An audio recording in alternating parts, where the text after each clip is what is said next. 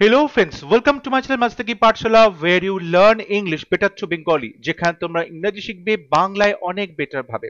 Report writing এর ক্লাসে তোমাদের সবাইকে আরো একবার ওয়েলকাম করছি। সামনেই তোমাদের মিসলেনিয়াসের মেন্স পরীক্ষা হতে চলেছে এবং সেই পরীক্ষার জন্য এবং বিভিন্ন সরকারি চাকরির ডেসক্রিপটিভ ইংলিশ পেপারের জন্য রিপোর্ট রাইটিং খুবই গুরুত্বপূর্ণ টপিক। তাই অবশ্যই রিপোর্ট রাইটিং এর প্রত্যেকটা ক্লাস তোমরা দেখো, ফলো করো। কারেন্ট অ্যাফেয়ার্স এর বিভিন্ন টপিক নিয়ে রিপোর্ট রাইটিং এর যে ক্লাসেস গুলো নিয়ে আসা হচ্ছে সেগুলো তোমাদের পরবর্তী যে কোনো পরীক্ষার জন্য খুবই গুরুত্বপূর্ণ হতে চলেছে। শুধুমাত্র রিপোর্ট রাইটিং তোমাদের ইংলিশ ডেসক্রিপটিভ পেপার নয়, তোমাদের যে জিএস পেপার রয়েছে সেখানেও কিন্তু এই টপিকগুলো ইকুয়ালি ইম্পর্টেন্ট সেই পেপারের জন্য। তাই অবশ্যই ক্লাসেস গুলো মন দিয়ে দেখো, বোঝার চেষ্টা করো এবং অবশ্যই টপিকগুলোকে রেডি রাখো পরবর্তী যে কোনো পরীক্ষার জন্য। তাহলে শুরু করছি আজকের lesson. Write a report on caste census in India 2025। দেখো, ভারতবর্ষে এবছর 2025 সালে শুরু করা হয়েছে কাস্ট সেন্সাস। 2021 সালে আমরা দেখেছিলাম লাস্ট একটা পপুলেশন যে সেন্সাস অর্থাৎ জনগণনা সেটা শুরু করার চেষ্টা করা হয়েছিল, কিন্তু due to Covid and lockdown সেই বিষয়টা কিন্তু স্টান্টেড হয়ে যায়, সেখানে সেটা বন্ধ হয়ে যায়। এরপর 2027 সালে আবারও জনগণনা শুরু করা হবে, কিন্তু 2027 সালে যে পুরো যে জনগণনাটা সেই কমপ্লিট যে সেন্সাস সেটা শুরু করার আগেই নতুন করে শুরু করা হলো কাস্ট সেন্সাস। কাস্ট সেন্সাস অর্থাৎ ভারতবর্ষে যে schedule caste, schedule tribe, other backward caste OBC রয়েছে সেই সমস্ত কিছুকে কিন্তু সেন্সাসের আওতায় নিয়ে আসা হচ্ছে। এতদিন এসটি এবং এসসি শিডিউল কাস্ট এবং শিডিউল ট্রাইব যারা পপুলেশন তারা থাকতো আমাদের সেন্সাসের মধ্যে, তাদেরকে কাউন্ট করা হচ্ছিল, কিন্তু যারা ওবিসি অর্থাৎ আদার ব্যাকওয়ার্ড কাস্ট রয়েছে পপুলেশন তাদের কিন্তু কাউন্ট করা হতো না। এবং আমরা দেখতে পাই 1931-এ লাস্ট কাস্ট সেন্সাস করা হয়েছিল। তারপর থেকে স্বাধীনতা লাভের পর এখনো পর্যন্ত ভারতবর্ষে কাস্ট সেন্সাস করা হয়নি। তাহলে হঠাৎ করে এতদিন পরে গিয়ে কেন আজকে কাস্ট সেন্সাসের প্রয়োজন পড়লো? আমরা আমাদের রিপোর্ট রাইটিং এ সেই সমস্ত প্রশ্নের উত্তর খুঁজবো। আসলে কাস্ট সেন্সাসটা কি, কেন এটা প্রয়োজন, এটা করতে গেলে কি কি প্রবলেম ফেস করতে পারে এবং আলটিমেটলি কি কি উপায়ে প্রবলেমগুলোকে আমরা কাউন্টার করতে পারি, প্রবলেমগুলোকে চেক করে একটা সঠিক সলিউশনে আসতে পারি। এই পুরো বিষয়টা নিয়েই আজকের report writing. Caste census in India রিপোর্টে লেখা হয়েছে by staff reporter Kolkata 26 July 2025। বলা হচ্ছে caste census is the systematic collection of data on the caste identity of individuals during a national census. National census অর্থাৎ জাতীয় যে জনগণনা, সে জাতীয় জনগণনা চলাকালীন যখন সিস্টেম্যাটিক উপায়ে ডেটা কালেকশন করা হয়, নির্দিষ্ট নিয়ম মেনে ডেটা কালেকশন করা হয়, সেই ডেটাটা কিসের উপরে? কাস্ট আইডেন্টিটি অর্থাৎ মানুষ কোন কাস্টে বিলং করে, schedule caste, schedule tribe, general caste না ওবিসি, এই যে কাস্ট আইডেন্টিটি মানুষের জনগণের সেটাকেই বলা হয় caste census. The upcoming census in 2027 will include caste enumeration for the first time since independence. বলা হচ্ছে the upcoming census in 2027 2027 সালে যে জনগণনা হতে চলেছে will include সেটা অন্তর্ভুক্ত করবে কাকে? কাস্ট এনিউমারেশন অর্থাৎ এই যে জাতিগত জনগণনা সেটাকে ইনক্লুড করবে ফর দি ফার্স্ট টাইম, প্রথমবার, সিন্স ইন্ডিপেন্ডেন্স, স্বাধীনতা লাভের পর এই প্রথমবার এই ঘটনাটি ঘটতে চলেছে। এখন এটা করার উদ্দেশ্যটা কি? This aims to understand the demographic distribution, socioeconomic conditions and representation of various caste groups in India. বলা হচ্ছে এই কাস্ট সেন্সাসের লক্ষ্য হলো এইমস টু আন্ডারস্ট্যান্ড, বোঝার চেষ্টা করা যে ডেমোগ্রাফিক ডিস্ট্রিবিউশন অর্থাৎ ভৌগোলিকভাবে কোন কাস্ট গ্রুপের লোকজন কোথায় কতটা সংখ্যায় রয়েছে, কত পার্সেন্টেজ রয়েছে, কোন স্টেটে কোন কাস্টের লোক কত কত রয়েছে, এই যে ডিস্ট্রিবিউশনটা সেটা বোঝা, সোশিও ইকোনমিক কন্ডিশনস অর্থাৎ সেই সমস্ত কাস্ট গ্রুপের মানুষের সামাজিক অর্থনৈতিক যে অবস্থাটা কিরকম, এবং representation of various caste groups এবং তাদের যারা রিপ্রেজেন্টেশন রয়েছে, সেটা পলিটিক্যাল রিপ্রেজেন্টেশন হতে পারে, সোশ্যাল রিপ্রেজেন্টেশন হতে পারে, বা পলিসি মেকিং এ কতটা রিপ্রেজেন্টেশন রয়েছে, সেই পুরো বিষয়টাই কিন্তু খতিয়ে দেখা হবে এই কাস্ট সেন্সাসের মাধ্যমে। This caste census is the need of the hour for updating population estimate, যেটা 1931 এ লাস্ট হয়েছিল। বলা হচ্ছে এই কাস্ট সেন্সাসটা এই মুহূর্তের একটা বড়, অবশ্যই নিড অফ দি আওয়ার, খুবই গুরুত্বপূর্ণ একটা বিষয়। কিসের জন্য? ফর আপডেটিং পপুলেশন এস্টিমেট, অর্থাৎ জনগণনার যে বিন্যাস, জনগণনার সংখ্যা কত, পপুলেশনটা কত, সেটাকে আপডেট করা। কারণ 1931 এর লাস্ট যে সেন্সাসটা হয়েছিল, যে যার বেসিসে কাস্ট সেন্সাস হয়েছিল, সেই সংখ্যাটা কিন্তু এখনো চলছে, এত বছর পরে গিয়েও তার কোনো আপডেট হয়নি। তাহলে আমরা কি করছি, সেই আউটডেটেড যে ওখানে আমরা এস্টিমেটটা পেয়েছিলাম, সংখ্যাটা পেয়েছিলাম, সেটাকে এখন আপডেট করার সময় এসেছে। তাহলে কি হবে, রিসেন্ট টাইমসে বা বর্তমান সময়ে কোন কাস্টের লোক কত পার্সেন্টেজ রয়েছে সেটা আমরা পরিষ্কারভাবে জানতে পারবো। কারণ 1931 সালে যে এস্টিমেটটা পেয়েছিলাম সেটা নিশ্চয়ই বর্তমানে রিয়ালিটিতে ম্যাচ করবে না। সুতরাং সেক্ষেত্রে ওই পপুলেশন এস্টিমেটটা আপডেট করা is very very important. Identifying social and economic inequalities, অবশ্যই সামাজিক এবং অর্থনৈতিক যে বৈষম্য রয়ে গেছে সেটাকে আইডেন্টিফাই করা। কোন ভৌগোলিক জায়গাতে কত পার্সেন্টেজ কোন কাস্টের লোকজন রয়েছে, তাদের সোশ্যাল ইকোনমিক কন্ডিশন কিরকম, কতটা বৈষম্য রয়েছে, সেগুলোকে আইডেন্টিফাই করা এবং তার ফলে পলিসি তৈরি করা, সেগুলোকে দূর করার জন্য is very very important. Strengthening affirmative policy decision, একটু আগে যেটা বললাম, এগুলো করার ফলে কি হবে, তাদের জন্য ভালো করে পলিসি তৈরি করা যাবে এবং সেই পলিসি ডিসিশনটা নেওয়ার জন্য তাকে অনেক বেশি স্ট্রেংথেন করা হবে, অনেক বেশি জোরদার করা হবে, যাতে করে একটা পজিটিভ পলিসি ডিসিশন নেওয়া যেতে পারে।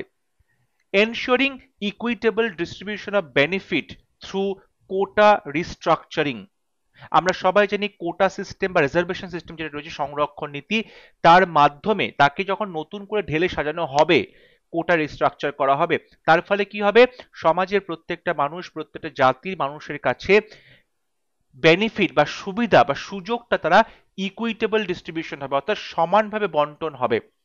অর্থাৎ প্রত্যেকটা কাস্টের লোকজন যাতে সমানভাবে সরকারি চাকরির সুবিধে পায়, সমানভাবে সোশ্যাল সিকিউরিটি পায়, সমানভাবে ইকোনমিক সেখান থেকে ইনইকুয়ালিটি দূর হয়, সেগুলো চেষ্টা করা হচ্ছে এই সেন্সাস, কাস্ট সেন্সাসের মাধ্যমে।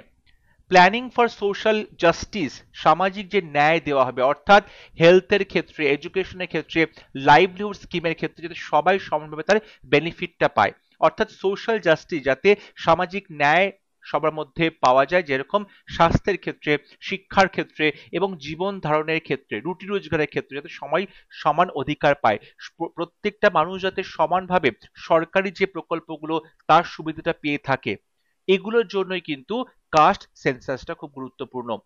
Ensuring political reservation of women, এবং মহিলাদের যে পলিটিক্যাল রিজার্ভেশন রয়েছে সেটাকে কাজে লাগানো, সেটাকে এনশিওর করা, সেজন্য কিন্তু কাস্ট যে সেন্সাস সেটা খুবই গুরুত্বপূর্ণ।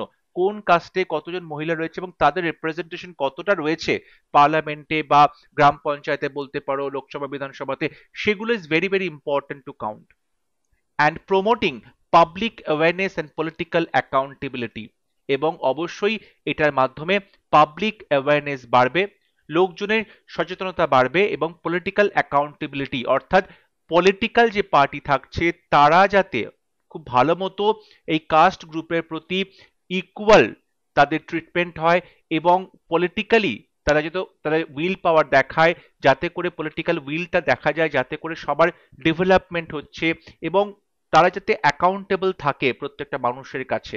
এই সমস্ত কিছুর জন্যই কিন্তু caste census is very very important, need of the hour. তাহলে এখানে দেখো কাস্ট সেন্সাসটা কেন ইম্পর্টেন্ট সেটা আমরা লেখার সময় ফর দিয়ে আমরা কিন্তু পরপর করে ফ্রেজেস লিখে গেছি পার্টিসিপল যুক্ত করে, যেমন আপডেটিং পপুলেশন এস্টিমেট, আইডেন্টিফাইং, তারপরে স্ট্রেংথেনিং, এনশিওরিং, ঠিক আছে, প্ল্যানিং, তারপর এনশিওরিং, তারপর প্রমোটিং। প্রত্যেকটা দেখো ভার্বের প্রেজেন্ট ফর্মের সাথে আইএনজি যুক্ত করে এখানে পার্টিসিপল করা হয়েছে এবং পরপর কমা দিয়ে দিয়ে ফ্রেজগুলোকে পরপর লিখে দেওয়া হয়েছে একসাথে একটা সেন্টেন্সের মধ্যে। তাহলে তোমার ওয়ার্ড যে খরচা সেটা কম হচ্ছে এবং তুমি একটা সেন্টেন্সের মধ্যে পুরোটা লিখে ফেলতে পারছো। যদি প্রত্যেকটা পয়েন্টকে আমাকে এলাবোরেট করতে হতো, একটা সিঙ্গেল সেন্টেন্সে লিখতে হতো, তাহলে অনেক বেশি সেখানে কিন্তু শব্দ খরচা হতো। সুতরাং আমি বলবো যে তোমরা যখন দেখছো অনেকগুলো পয়েন্ট রয়েছে একটা সেন্টেন্সে, তোমরা এরকম পার্টিসিপল যুক্ত করে করে পরপর লিখে দাও, তাহলে খুব সহজেই সবকটা পয়েন্ট লেখা যাবে, কিন্তু জায়গাও কম লাগছে, ওয়ার্ড কম খরচা হচ্ছে, একবারে চলে আসছে। এরপরে আমরা দেখব যে কাস্ট সেন্সাস কি কি চ্যালেঞ্জেস ফেস করছে, কি কি সমস্যার সম্মুখীন হবে। হাউএভার, যদিও কাস্ট সেন্সাস ফেসেস সাম পোটেনশিয়াল চ্যালেঞ্জেস অলসো, অবশ্যই এই কাস্ট যে জনগণনা তাতে কিছু আমরা পোটেনশিয়াল চ্যালেঞ্জেসও দেখতে পাবো। Difficulty in classification due to existence of multiple caste and subcaste, আমরা জানি প্রচুর কাস্ট এবং তার আন্ডারে সাবকাস্ট রয়েছে। এই যে এত এত ক্যাটাগরি, এত এত ক্লাসিফিকেশন, সেক্ষেত্রে কিন্তু ডিফিকাল্ট হবে যে প্রত্যেকটা কাস্টকে সঠিকভাবে বেছে নিয়ে তাদের আলাদা করে ক্লাসিফাই করা। কারণ আমরা জানি ধরো কিছু কিছু ব্যাপার আছে, যেমন সেন্ট্রাল গভর্নমেন্ট যে সমস্ত কাস্টকে, সাবকাস্টকে ওবিসির সেখানে একটা আখ্যা দেওয়া হয়েছে, টাইটেল দেওয়া হয়েছে, অনেক স্টেটে সেটা কিন্তু চেঞ্জ হয়ে যাচ্ছে, বা বিভিন্ন স্টেটের মধ্যেও আমরা দেখতে পাচ্ছি ভেরিয়েশনস রয়েছে। মানে একই কাস্ট কখনো পশ্চিমবঙ্গে সেটা ওবিসি হচ্ছে, বা সেটা হয়তো ঝাড়খণ্ডে হচ্ছে না, বা ঝাড়খণ্ডে ওবিসি হচ্ছে বাট পশ্চিমবঙ্গে হচ্ছে না। তো এই যে বিভিন্ন রকমের একটা কমপ্লেক্সিটি রয়েছে এত কাস্ট এবং সাবকাস্টের মধ্যে, তাই জন্য তাদেরকে সঠিকভাবে ক্লাসিফাই করা, ক্যাটাগরাইজেশন করাটা কিন্তু ডিফিকাল্ট হবে। Creation of tension among them, এবং প্রত্যেকটা কাস্টের মধ্যে একটা টেনশন ক্রিয়েট করা হবে যে তাদেরকে ওবিসির আওতায় রাখা হবে কিনা, তাদেরকে সঠিকভাবে কাস্টের আওতায় রেখে তাদেরকে জনগণনাতে অংশগ্রহণ করানো হবে কিনা, ঠিক আছে, এরকম একটা টেনশন কিন্তু তৈরি করা হচ্ছে। Lack of standardised caste list, এবং দেখো যেটা আমি একটু আগে বললাম যে সেন্ট্রাল গভর্নমেন্ট এবং স্টেট গভর্নমেন্টের মধ্যে কিন্তু একটা মিসম্যাচ আছে বিভিন্ন রকম কাস্টকে নিয়ে।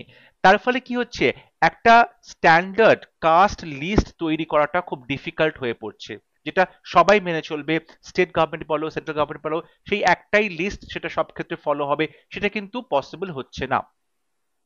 Potential manipulation for vote bank politics, এবং সব থেকে বড় কথা, এই যে কাস্ট বেসড সেন্সাসটা হচ্ছে, তাহলে কি হচ্ছে, প্রত্যেকটা পলিটিক্যাল লিডার তারা জানতে পারবে তাদের কনস্টিটিউয়েন্সিতে কতজন করে এরকম ভোটার রয়েছে, কতজন করে আমরা দেখতে পাচ্ছি যে মার্জিনালাইজ সেকশন রয়েছে, এবং তারা কি করবে, তারা ম্যানিপুলেট করবে তাদের ভোট ব্যাংক পাওয়ার জন্য, সেই সমস্ত লোকজনের ভোট পাওয়ার জন্য বিভিন্ন রকম ভাবে কিন্তু ম্যানিপুলেশন চলবে, সেটা খুবই রিস্কি। ঠিক আছে, সো আমরা দেখতে পাচ্ছি কাস্ট বেসড সেন্সাস হলে, সেই লিস্ট প্রকাশিত হলে কিন্তু ভোট ব্যাংক পলিটিক্সটা প্রচন্ড ভাবেই মাথা চাড়া দিয়ে উঠবে। Risk for deepening caste consciousness, খুবই গুরুত্বপূর্ণ একটা পয়েন্ট হচ্ছে, যদি আমরা এরকম প্রত্যেকটা মানুষকে বিভিন্ন কাস্টে ক্যাটাগরিতে ক্যাটাগরাইজ করি, ওখানে ক্লাসিফাই করি, তাহলে কি হবে, বিভিন্ন কাস্টের মধ্যে বা বিভিন্ন কাস্টের মানুষের প্রতি অন্যান্য মানুষের যে একটা বলতে পারো বিদ্বেষ বা একটা ট্রিটমেন্ট, একটা আনইকুয়াল ট্রিটমেন্ট, সেটা কিন্তু আরো বেশি বেড়ে যাবে। যেখানে আমরা বলছি যে কাস্ট সিস্টেমকে পুরোপুরি অ্যাবলিশ করা উচিত, প্রত্যেকটা কাস্টকে সমান নজরে দেখা উচিত, কোনো কাস্টের প্রতি আমাদের কিন্তু কোনো রকম আনফেয়ার ট্রিটমেন্ট করা উচিত নয়, সেখানে যখন আজকে কাস্ট সেন্সাস করা হবে, তাহলে সেই ডিমার্কেশনটা আরো বেশি করে বোঝা যাচ্ছে, সেই যে মার্জিনালাইজেশন সেটা আরো বেশি করে হবার কিন্তু চান্সেস দেখা যাচ্ছে। সুতরাং বলতে পারো একটা রিস্ক তৈরি হচ্ছে, যেখানে আমরা বিভিন্ন কাস্টের প্রতি যে আমাদের ইল ট্রিটমেন্ট করা বা তাদেরকে বিভিন্ন রকম ভাবে ডিপ্রাইভ করা, সেই ব্যাপারটা আরো বেড়ে যাওয়ার চান্সেস আছে। Complex methodology and data collection, আর একটা প্রবলেম হলো এই যে এত এত কাস্ট এবং সাবকাস্ট রয়েছে, তাদের যে ডেটা কালেকশন করা এবং সেই ডেটাকে যে তুমি সর্ট আউট করবে, সেই যে মেথোডোলজি সেটা কিন্তু খুবই কমপ্লেক্স মেথোডোলজি হবে এবং ডেটা কালেকশনের প্রসেসটাও খুব কমপ্লেক্স হচ্ছে। এরপরে প্রবলেম হচ্ছে ডেটা ইনঅ্যাকিউরেসি, সঠিকভাবে ডেটা কালেকশন হচ্ছে কিনা, সঠিকভাবে সেটাকে ভেরিফাই করা হচ্ছে কিনা, সঠিকভাবে সেটাকে যাচাই করে একটা ডিসিশনে পৌঁছানো যাচ্ছে কিনা, এইটা কিন্তু অ্যাকিউরেট হওয়ার চান্সেস কম আছে, এখানে অনেক ইনঅ্যাকিউরেসি হতে পারে। এবং ডেটা প্রিভেসি, অবশ্যই এই ডেটাটা যদি মানে প্রাইভেট না থাকে, ডেটা যদি বাইরে বেরিয়ে আসে সবার সামনে, ডেটা প্রিভেসি যদি মেনটেন করা না যায়, তাহলে এই ডেটাটা নিয়ে কিন্তু বিভিন্ন দল, বিভিন্ন পলিটিক্যাল পার্টি, বিভিন্ন কান্ট্রি একটা ম্যানিপুলেশনের জায়গায় যেতে পারে, বা সেখানে একটা কিন্তু সিকিউরিটি নিয়ে একটা রিস্ক হতে পারে। তাহলে এই যে প্রবলেমগুলো লেখা হলো সেগুলো আর associated with caste based data collection, এই যে ডেটা কালেকশন করা হচ্ছে সেখানে কিন্তু এই প্রবলেমগুলো আমরা দেখতে পাচ্ছি হবে বলে মনে করা হচ্ছে। এরপর আমরা চলে আসব কি করে এই প্রবলেমগুলো আমরা সলভ করতে পারি। টু কাউন্টার দিজ, এই প্রবলেমগুলোকে তুমি যদি সমাধান করতে চাইবে, a comprehensive national directory of caste should be created in the upcoming census. সবার প্রথমেই সামনে যে সেন্সাস আসছে, জনগণনা আসছে, সেখানে একটা comprehensive national directory of caste, অর্থাৎ বিভিন্ন কাস্টের যে মানুষের যে পরিচয় এবং তাদের যেটা রেকর্ড, সেটা কিন্তু ন্যাশনালি পাবলিশ করা উচিত, যেটাকে সবাই ফলো করবে। একটা স্ট্যান্ডার্ডাইজড লিস্ট তৈরি হবে, ডাইরেক্টরি তৈরি হবে। যেরকম আগে যখন ল্যান্ডলাইন ফোন ছিল, ল্যান্ড ফোন ছিল সবার, তখন একটা ফোনে ডাইরেক্টরি থাকতো যেটা সারা দেশের মানুষ ফলো করতো সেই ডাইরেক্টরিটাকে। সেই রকম কিন্তু একটা বলতে পারো যে ন্যাশনাল ডাইরেক্টরি অফ কাস্ট একটা অবশ্যই তৈরি করতে হবে, যেটাকে সবাই ফলো করবে। Modern technologies like AI, big data can be used to minimize errors, এবং বর্তমান যে টেকনোলজিগুলো হয়েছে, যেমন ধরো আর্টিফিশিয়াল ইন্টেলিজেন্স কিংবা বিগ ডেটা, সেগুলোকে অবশ্যই ব্যবহার করতে হবে যাতে করে ভুল ডেটা কালেকশন বা ডেটা অ্যানালিসিসে যে ভুলগুলো হওয়ার চান্সেস থাকে সেটা অনেক কমে যায়, মিনিমাইজ হয়ে যায় সেই ভুলগুলো হওয়ার possibility. Any quota revision based on caste census must undergo judicial and parliamentary scrutiny, এবং যদি কোনো রকম কোটা রিভিশন করা হয়, অর্থাৎ রিজার্ভেশন পলিসি রিভিশন করা হচ্ছে, রিভাইজ করা হবে, এই রকম কাস্ট সেন্সাস হওয়ার পরে সঠিকভাবে জানা যাবে যে কে কোন কাস্টে বিলং করে বা কত পার্সেন্টেজ কাস্ট রয়েছে, কোন কাস্টে মানুষ রয়েছে, তাহলে তাকে কত রকম রিজার্ভেশন রাখা যাবে। এই বিষয়টা যদি করা হবে তাহলে সেটা অবশ্যই যাতে জুডিশিয়াল এবং পার্লামেন্টারি স্ক্রুটিনির মাধ্যমে যায় সেটা খেয়াল রাখতে হবে। অর্থাৎ যদি তুমি দেখতে পাচ্ছ বিচার বিভাগীয় মাধ্যমে এবং পার্লামেন্টারি স্ক্রুটিনির মাধ্যমে এই একটা রিভিশন করা হয়, তাহলে সেক্ষেত্রে কোনো বলতে পারো কনফিউশন হবে না, কন্ট্রোভার্সি হবে না, কোনো প্রবলেম হবে না। না হলে আমরা কিন্তু কোনো বায়াসনেস দেখতে পারি, না হলে আমরা সেখানে কোনো এরার দেখতে পারি। এনিউমারেটরস মাস্ট বি ট্রেন্ড, যারা ডেটা অ্যানালিসিস করছে, কালেক্ট করবে, তাদেরকে অবশ্যই ওয়েল ট্রেন্ড হতে হবে।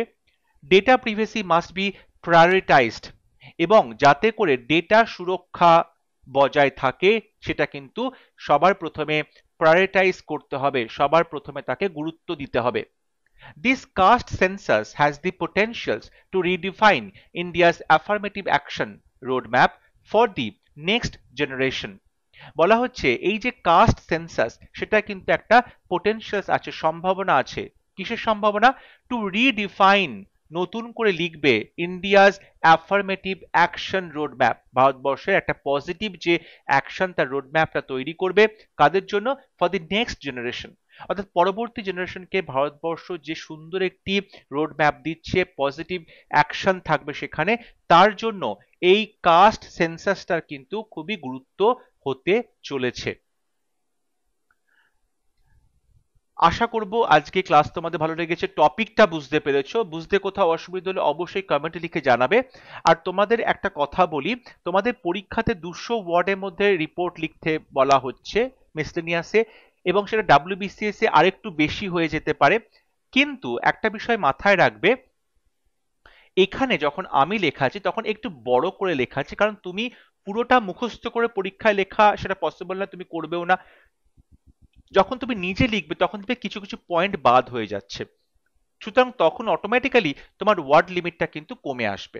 সেই জন্য একটু বড় করে লেখানো হয় যাতে তোমরা পরীক্ষায় লেখার সময় সেটা সঠিকভাবে তোমাদের ওয়ার্ড লিমিটের মধ্যে চলে আসে। যদি ভিডিওটি ভালো লাগে অবশ্যই ভিডিওটি লাইক করবে, শেয়ার করবে এবং আমার চ্যানেলটি সাবস্ক্রাইব করতে ভুলবে না। পরবর্তী লেসনে খুব শীঘ্র দেখা হবে। ততক্ষণ সবাই ভালো থাকবে, সুস্থ থাকবে। Thank you.